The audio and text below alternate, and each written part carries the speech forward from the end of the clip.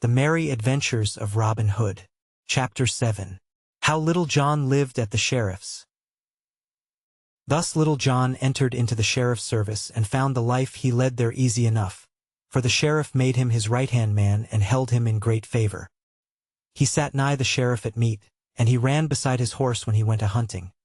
So that, what with hunting and hawking a little, and eating rich dishes and drinking good sack, and sleeping until late hours in the morning, he grew as fat as a stall-fed ox. Thus things floated easily along with the tide, until one day when the sheriff went a-hunting, there happened that which broke the smooth surface of things. This morning the sheriff and many of his men set forth to meet certain lords, to go a-hunting. He looked all about him for his good man, Reynold Greenleaf, but not finding him was vexed, for he wished to show Little John's skill to his noble friends. As for Little John, he lay abed, snoring lustily, till the sun was high in the heavens. At last he opened his eyes and looked about him but did not move to arise. Brightly shone the sun in at the window, and all the air was sweet with the scent of woodbine that hung in sprays about the wall without. For the cold winter was past and spring was come again, and Little John lay still, thinking how sweet was everything on this fair morn. Just then he heard, faint and far away, a distant bugle note sounding thin and clear. The sound was small, but, like a little pebble dropped into a glassy fountain, it broke all the smooth surface of his thoughts, until his whole soul was filled with disturbance.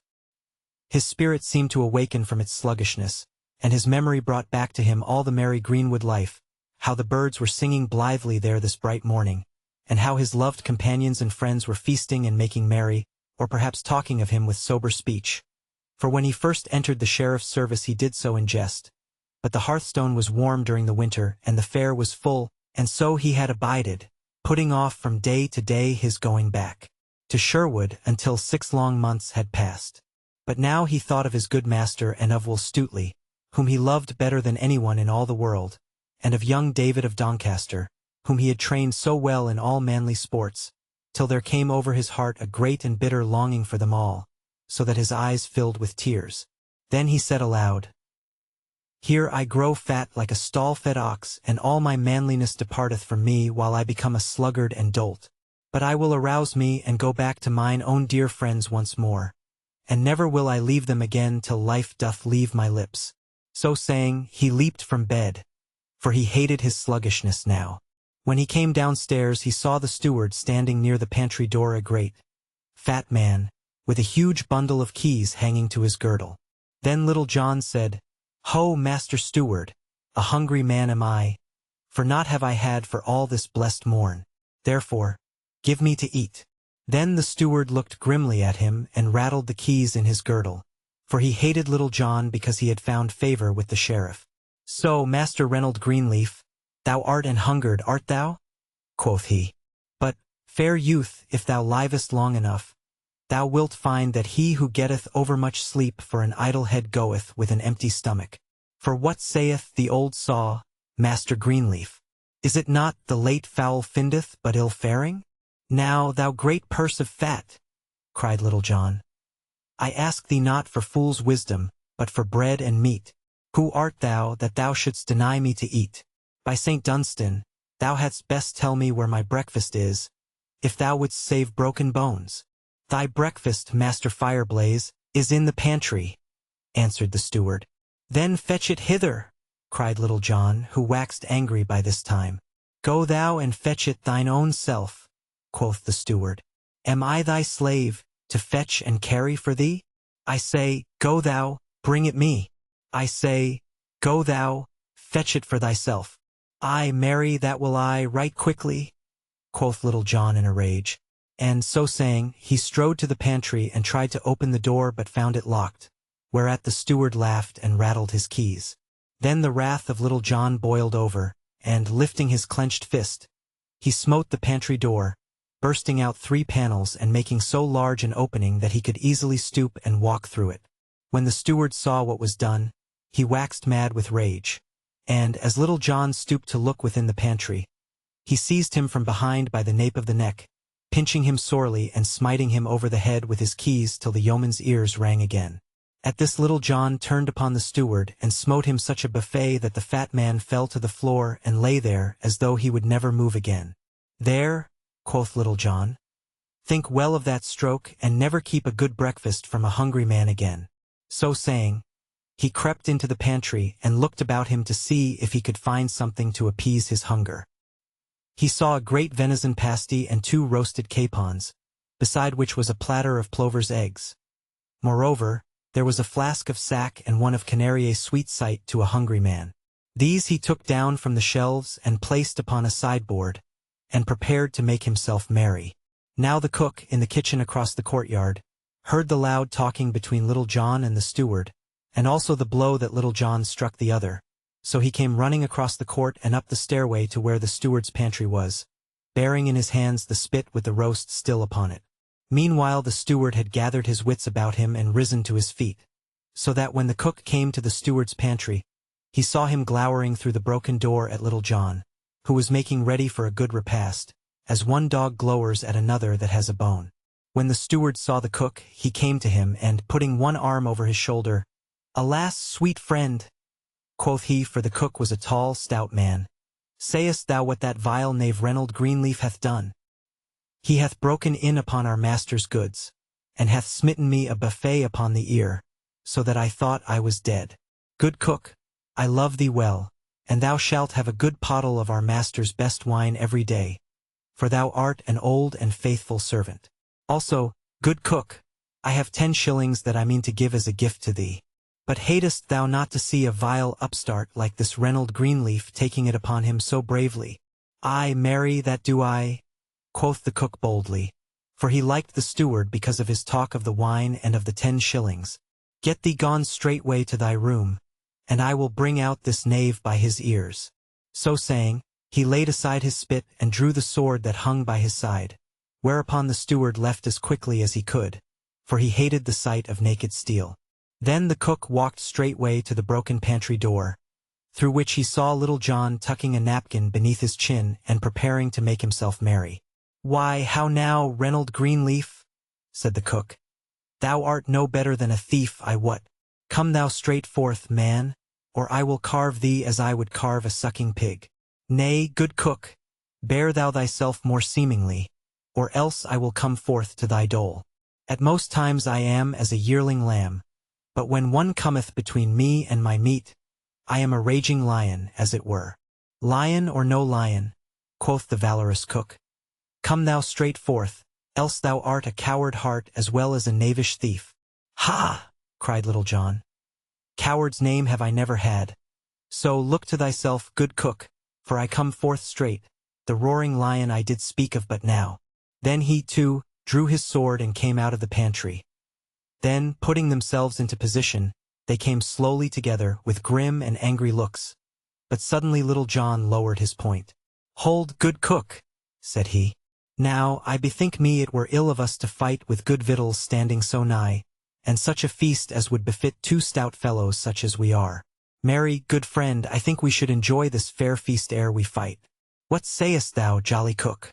At this speech the cook looked up and down, scratching his head in doubt, for he loved good feasting.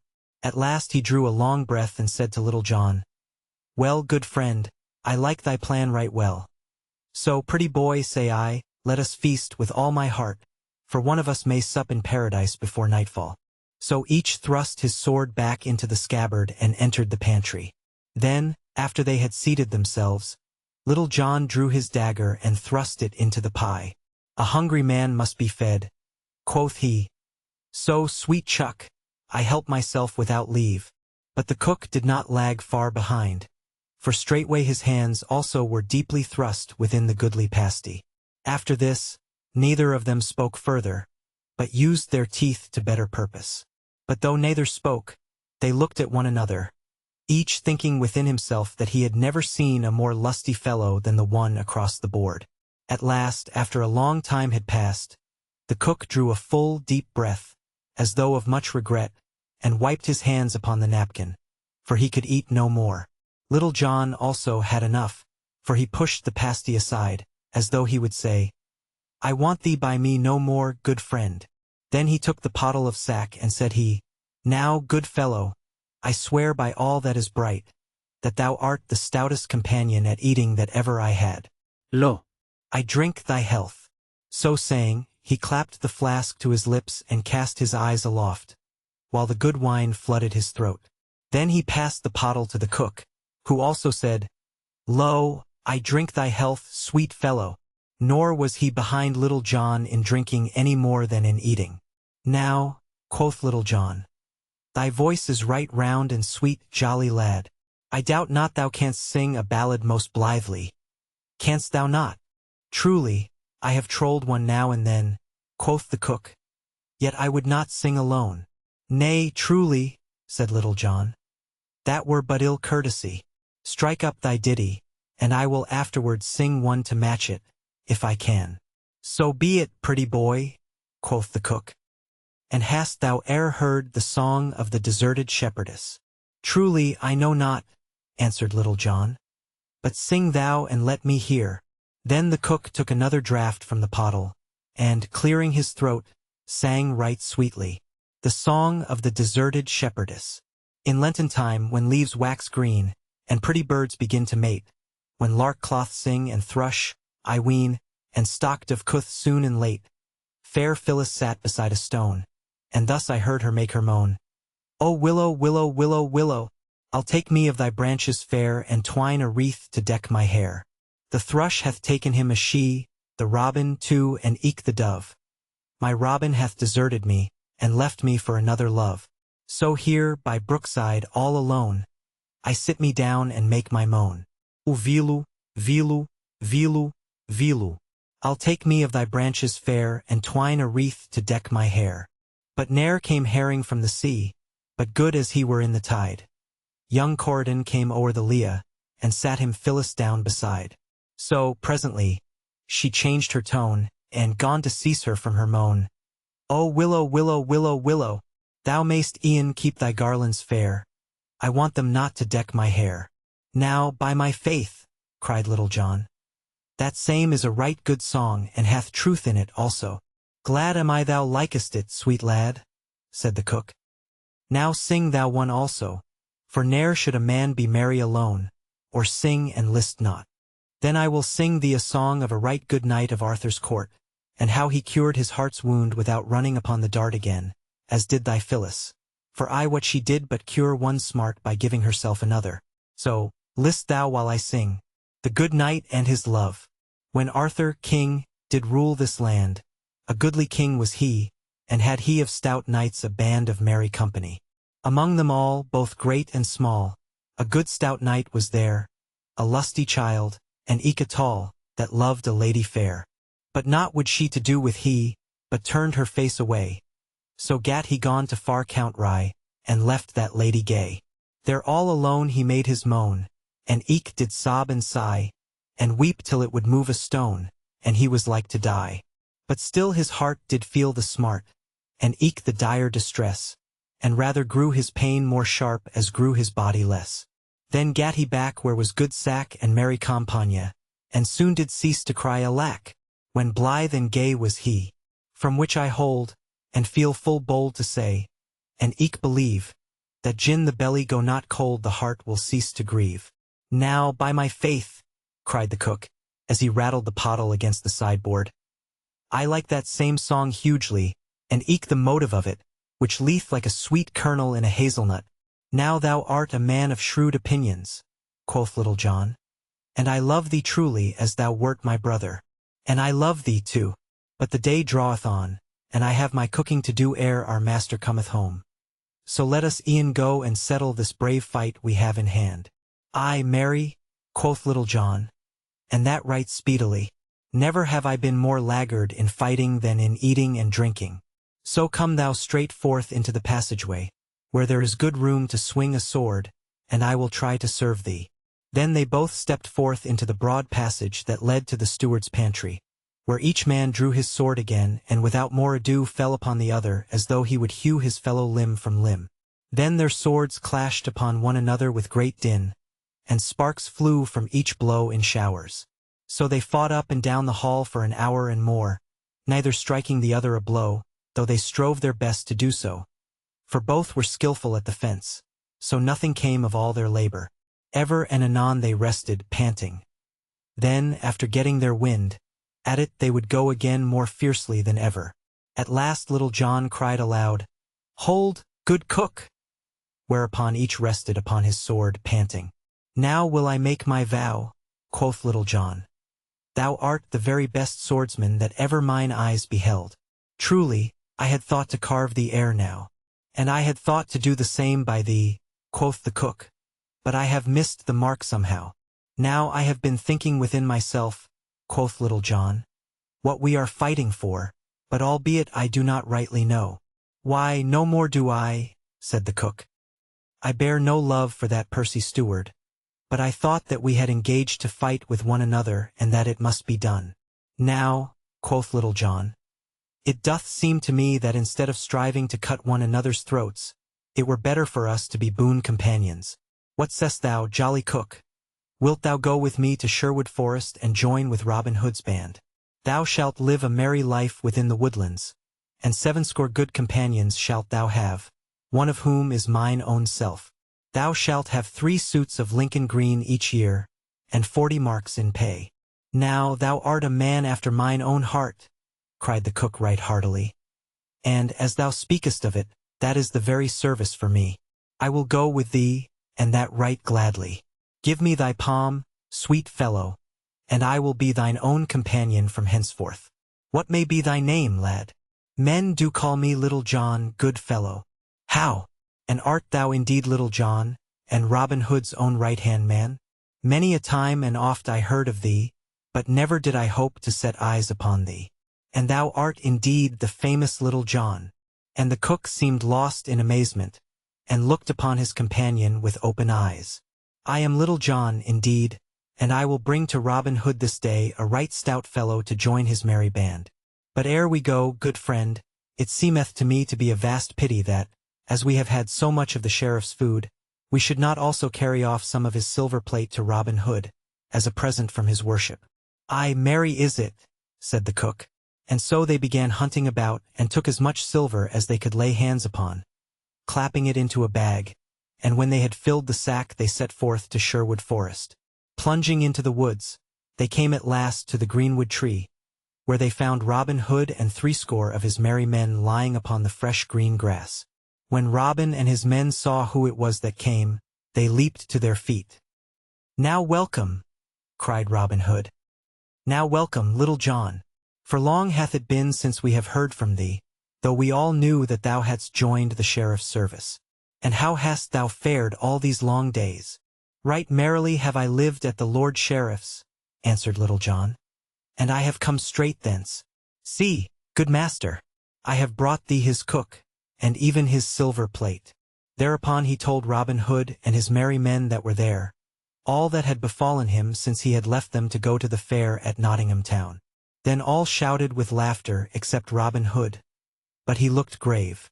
"Nay, Little John," said he, "thou art a brave blade and a trusty fellow.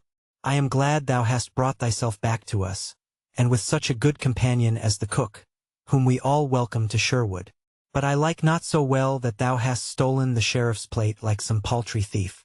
The sheriff hath been punished by us, and hath lost 300 pounds, even as he sought to despoil another. But he hath done naught that we should steal his household plate from him." Though Little John was vexed with this, he strove to pass it off with a jest. "Nay, good master," quoth he, "if thou thinkest the sheriff gave us not the plate, I will fetch him, that he may tell us with his own lips he giveth it all to us." So saying he leaped to his feet, and was gone before Robin could call him back. Little John ran for full 5 miles till he came to where the sheriff of Nottingham and a gay company were hunting near the forest. When Little John came to the sheriff he doffed his cap and bent his knee. "God save thee, good master," quoth he. "Why, Reynold Greenleaf," cried the sheriff, "whence comest thou and where hast thou been?" "I have been in the forest," answered Little John, speaking amazedly. "And there I saw a sight such as ne'er before man's eyes beheld. Yonder I saw a young hart all in green from top to toe, and about him was a herd of 70 deer, and they, too, were all of green from head to foot. Yet I dared not shoot, good master, for fear lest they should slay me." "Why, how now, Reynold Greenleaf?" cried the sheriff. "Art thou dreaming, or art thou mad, that thou dost bring me such a tale?" "Nay, I am not dreaming, nor am I mad," said Little John. "And if thou wilt come with me, I will show thee this fair sight, for I have seen it with mine own eyes. But thou must come alone, good master, lest the others frighten them and they get away." So the party all rode forward, and Little John led them downward into the forest. "Now, good master," quoth he at last, "we are nigh where I saw this herd." Then the sheriff descended from his horse and bade them wait for him until he should return. And Little John led him forward through a close copse until suddenly they came to a great open glade, at the end of which Robin Hood sat beneath the shade of the great oak tree, with his merry men all about him. "See, good master sheriff," quoth Little John, "yonder is the hart of which I spake to thee." At this the sheriff turned to Little John and said bitterly, "Long ago I thought I remembered thy face, but now I know thee. Woe betide thee, Little John, for thou hast betrayed me this day." In the meantime Robin Hood had come to them. "Now welcome, Master Sheriff," said he. "Hast thou come today to take another feast with me?" "Nay, heaven forbid," said the sheriff in tones of deep earnest. "I care for no feast and have no hunger today."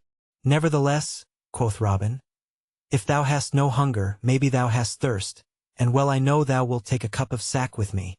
But I am grieved that thou wilt not feast with me, for thou couldst have victuals to thy liking, for there stands thy cook." Then he led the sheriff, willy-nilly, to the seat he knew so well beneath the greenwood tree. "Ho, lads," cried Robin, "fill our good friend the sheriff a right brimming cup of sack and fetch it hither, for he is faint and weary."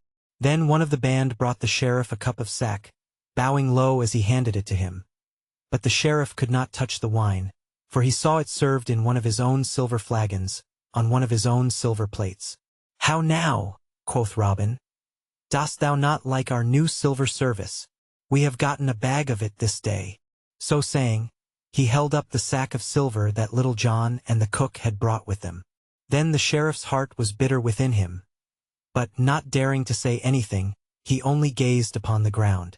Robin looked keenly at him for a time before he spoke again. Then said he, "Now, Master Sheriff, the last time thou camest to Sherwood Forest thou didst come seeking to despoil a poor spendthrift, and thou wert despoiled thine own self. But now thou comest seeking to do no harm, nor do I know that thou hast despoiled any man. I take my tithes from fat priests and lordly squires, to help those that they despoil and to raise up those that they bow down. But I know not that thou hast tenants of thine own whom thou hast wronged in any way. Therefore, take thou thine own again, nor will I dispossess thee today of so much as 1 farthing. Come with me, and I will lead thee from the forest back to thine own party again." Then, slinging the bag upon his shoulder, he turned away, the sheriff following him, all too perplexed in mind to speak. So they went forward until they came to within a furlong of the spot where the sheriff's companions were waiting for him. Then Robin Hood gave the sack of silver back to the sheriff. "Take thou thine own again," he said, "and hearken to me, good sheriff, take thou a piece of advice with it. Try thy servants well ere thou dost engage them again so readily."